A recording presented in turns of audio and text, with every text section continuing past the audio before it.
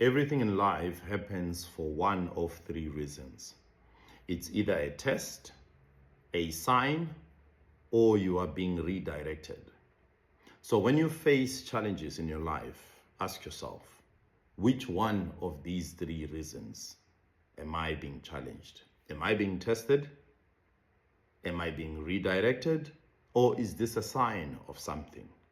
The ability to read the test determines how you respond to the test.